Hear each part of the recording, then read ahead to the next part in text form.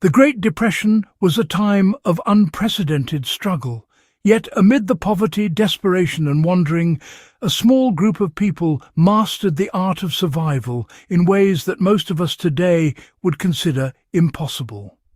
These were the hobos, men and women who rode freight trains across the country, scavenging what the economy had left behind. They weren't criminals. They weren't lazy. They were resourceful, adaptable, and experts at turning discarded scraps into life-saving solutions. The tricks they developed allowed them to find food, shelter, and safety when society had essentially turned its back on them. Today, their methods might seem extreme, but they contain lessons for anyone interested in self-reliance, survival, or understanding how ingenuity thrives under pressure. Stick around, because these aren't just historical curiosities. They're actionable survival insights you can apply even in modern urban or wilderness settings. Hobos mastered the art of reading the environment to find hidden resources. Now, one of the most critical skills was knowing how to move silently through cities, towns, and rail yards, always watching for opportunity. A discarded crate outside a grocer might, contain unsold fruit, slightly bruised, but still edible, and a pile of broken furniture near a construction site could be transformed into a makeshift bed or shelter. Hobos learned to understand patterns. They knew when trains arrived with perishable goods, which neighbourhoods left food scraps in alleys, and which farms might allow them to pick vegetables without confrontation. This kind of environmental literacy is something anyone can develop. When camping, for instance, or even when prepping for emergencies, you can, scout an area and learn to identify overlooked resources. It's about patience, observation, and really understanding timing. They turned scavenging into a skillful blend of practicality and, a good bit of discretion. A hobo's survival depended on knowing what to take, what to leave, and honestly how to do it without attracting trouble. They developed methods to test food quickly, sometimes rinsing or cooking it to avoid sickness, and learn to repair or repurpose nearly anything. Broken clothing became patchwork jackets, empty cans became storage containers, and scraps of cardboard could be layered for insulation in a temporary shelter. Modern survivalists can learn from this approach by carrying simple tools like string duct tape or small folding knives to transform found objects into functional equipment. The principle remains the same. Don't waste materials and always think in terms of utility over aesthetics. Hobos had an informal network that enhanced survival chances. Contrary to the lone wanderer stereotype, many hobos actually relied on these informal communication systems. They'd leave marks in chalk or coal on fence posts, telephone poles, or buildings to, indicate safe spots, sources of food, or even warnings about hostile towns or law enforcement.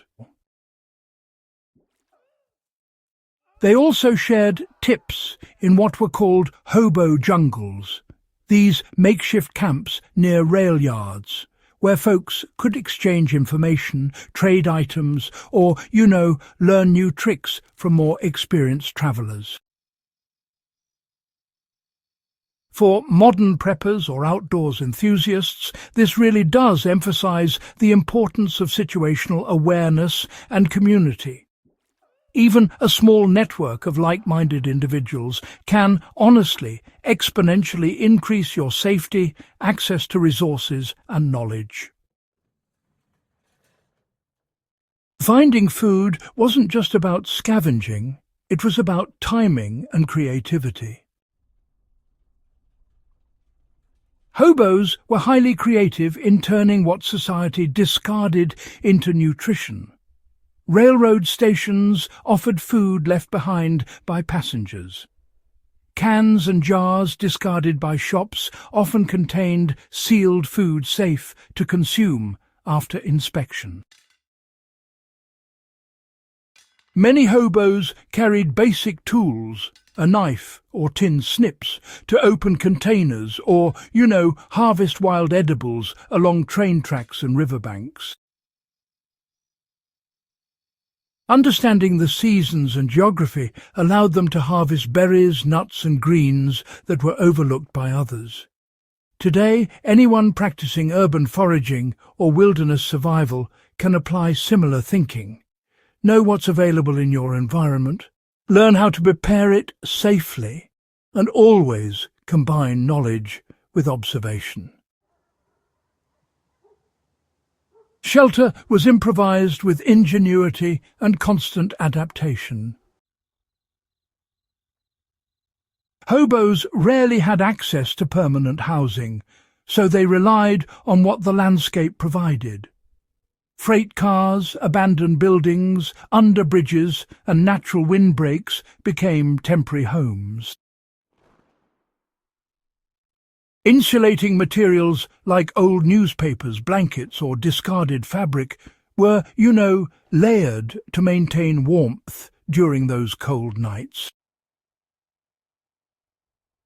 This kind of improvisation, it teaches a crucial survival lesson.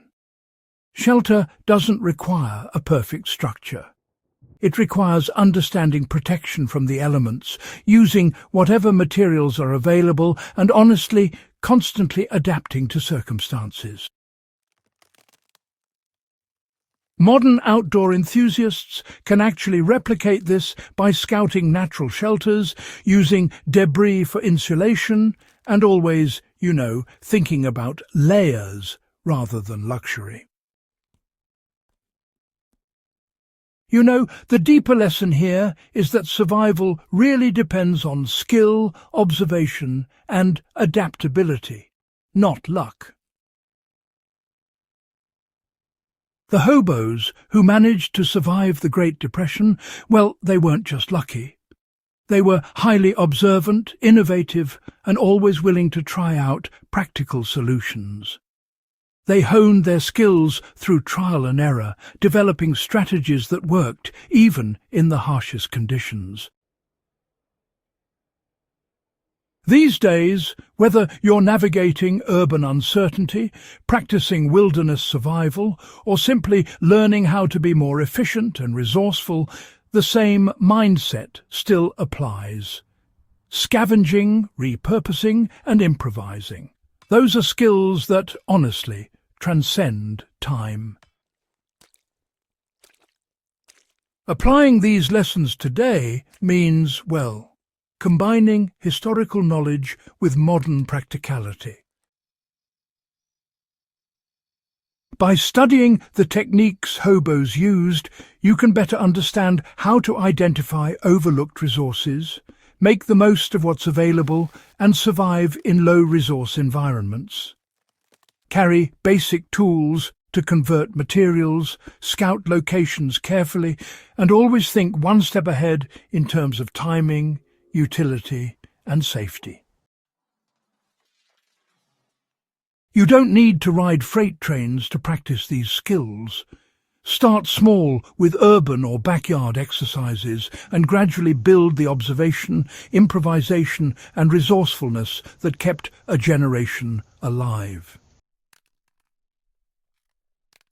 If you found these survival insights fascinating, make sure to subscribe to Backyard Wisdom and share this video with someone who loves history or survival skills.